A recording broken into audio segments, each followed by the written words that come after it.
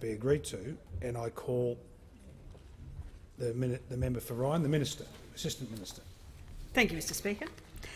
Mr Speaker, I rise today to speak on the National Disability Insurance Scheme Savings Fund Special Account Bill. Now, it's understandable if people listening in perhaps thought that this was about the Omnibus Bill, if you listen to any of the words of the previous speaker. However, this bill establishes the NDIS Savings Fund Special Account, which will help the government to meet our financial obligations in relation to the NDIS and secure the funding future for NDIS. I need not explain the importance that this government places on the success of the NDIS. However, unlike those opposite, we recognise the criticality of making sure the scheme is appropriately funded.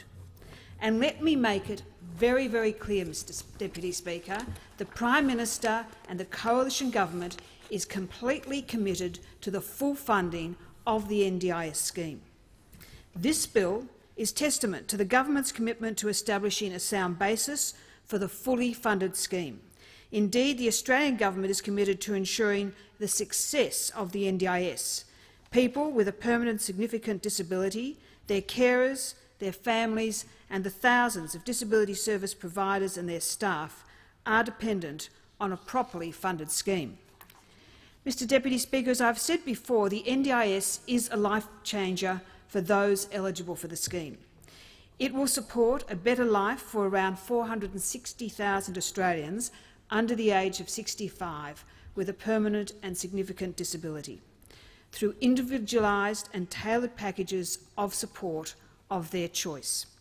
Since my appointment as the Assistant Minister for Social Services and Disability Services, I have met with more than 300 disability sector stakeholders all around Australia.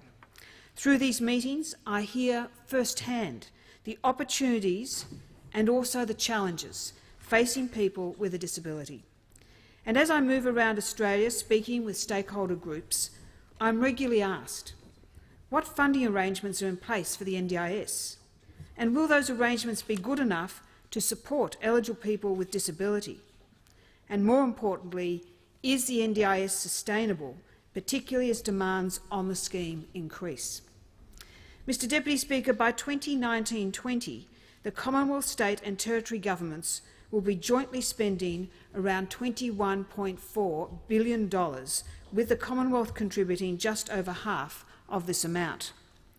In 2019-20, when the NDIS scheme reaches full scheme, funding from the federal government will come from three main sources: existing programs, the Disability Care Australia Fund and the repayment of Commonwealth funding to the states and territories for their existing specialist disability services. This totals around $7 billion. Unfortunately, Labor failed to specifically set aside adequate funding, and any savings they said they were going to use to support the NDIS went into consolidated revenue. Labor's actions have left us with a $4.1 billion funding gap each year. This will rise in future years. Once again, we see typically fiscally irresponsible Labor. That is why the passage of this bill is so important. It will help us identify savings and set those savings aside for the NDIS. The Coalition is a responsible government. We do not want to fund this gap by increasing taxes. We do not want to fund this gap by borrowing more money. And we do not want to fund this gap by charging a levy. Instead, we want to systematically and transparently identify savings and underspends to plug this gap and guarantee the future of NDIS. Mr Deputy Speaker, I would also like to note that in November last year, the Senate Community Affairs Legislation Committee acknowledged the importance of this bill and subsequently recommended its passage. The passage of this bill will give me the ability to confidently respond to these stakeholders and say, yes, the NDIS is sustainable, and yes, the NDIS is adequately funded. Mr Deputy Speaker, I appreciate the opportunity to meet many people with disability and their service providers and the stories they have to tell. I continue to be impressed when I hear stories about how the NDIS is making a real difference to people's lives. For example, I heard from a young man with a disability who had previously required assistance every morning to get ready and get prepared for work, and then require someone to drive him to work. Later in the day, he needed the same support in reverse to get home. For this young man, the NDIS meant that he was able to have his car modified so that he could drive himself. Now, with increased confidence, he no longer wants assistance every morning and every afternoon. Not only does he drive himself to work, but he now has the freedom on weekends to drive wherever he likes. This newfound freedom empowered him even further to the point where he no longer needs any assistance. Mr. Deputy Speaker, leading an independent life is taken for granted by many people. It is not until you experience the hardships faced by people with disabilities that you appreciate the small things, like driving yourself unassisted to and from work. The return on a properly funded NDIS is invaluable, but that does not mean we don't need to take steps to ensure there are enough funds available to support it. It is true that the NDIS is having an impact on service providers. In some cases, it means a change to their business model. To me, this is a chance for innovation, a chance to do things better. I saw an example of this in Western Sydney, where a group of service providers banded together to establish a consortium, Disability Macarthur. They have thought outside the box and identified a more efficient and cost-effective structure by cooperating together. They provide a range of services, all from one location, but importantly sharing back-of-house overheads and expenses. Disability Macarthur has created a sort of menu of day plans and activities that NDIS participants can choose from according to their individual preferences. They can even include the transport to and from the activity. Not only is this an efficient way of maximising the skills and qualifications of the staff, it also provides flexibility in balancing participants' needs and cost-effectiveness of services. And this is just one example of the innovation we are seeing across the sector. Another important point to mention is the jobs that the NDIS is creating. We estimate that NDIS will create more than 180,000 new jobs across Australia. More jobs means a better economy. But for this to happen, the NDIS must be properly funded. Labor failed to properly fund the scheme when they had the opportunity. If they are serious about supporting the NDIS, they will support this bill now. Naturally, the growth of the NDIS and the growth of demands on its resources over time will be the greatest challenge to the scheme. As an advocate for this sector, it concerns me that those opposite are unable to grasp even the most basic of economic principles. When the money runs out, you can't keep just spending. The Savings Fund is a fiscally responsible, forward-thinking strategy. However, this is not a revolutionary concept. The Howard government established the Future Fund with the initial objective of financing the superannuation obligations of Commonwealth public servants. The NDIS must provide a level of certainty to maintain public confidence in the capacity of the scheme to fulfil the requirements of those who are reliant on it. This government would be abandoning our duty if we fail to secure the possible sources of revenue for the scheme.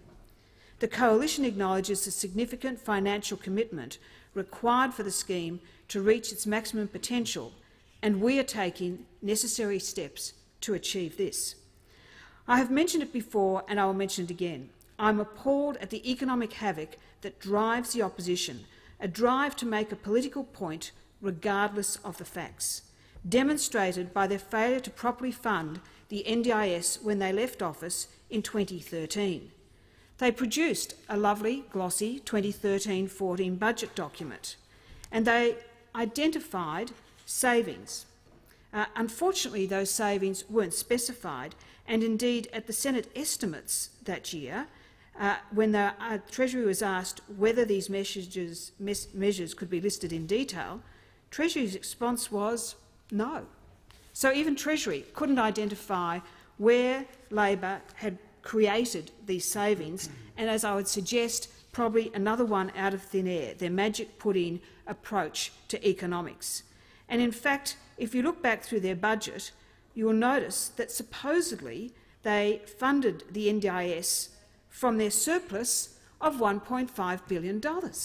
Great, except that in the year they identified a $1.5 billion profit or surplus, they actually delivered a deficit of $18.8 billion, another Swanee special. So, Mr. Deputy Speaker, the bottom line is they didn't provide for NDIS into the future. And this is the problem we have now, Mr. Deputy Speaker, because this government is serious about funding for NDIS, for securing the future, and once again we see Shorten using the scare tactics on the most vulnerable people in the community, because Prime Minister Malcolm Turnbull and the coalition government are committed to funding the full scheme. Like my responsible colleagues, I'm delighted to support this bill. By establishing a stable financial platform for the NDIS, we are demonstrating commitment to a scheme that is one of the most important social reforms seen for many years.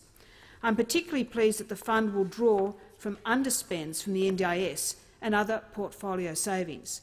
As I demonstrated before, that young man with a car that was changed so that he could drive it, whilst an upfront expense, has now, over the longer term, meant a lower cost to NDIS. Over the next 10 years, the NDIS Savings Fund special account will be able to receive credits which will be available to fund the continuing operations of the NDIS. These saving accounts provide a secure mechanism to isolate and preserve these funds so they can be specifically directed to the NDIS. This means that money designated originally to be spent on this sector will remain within it.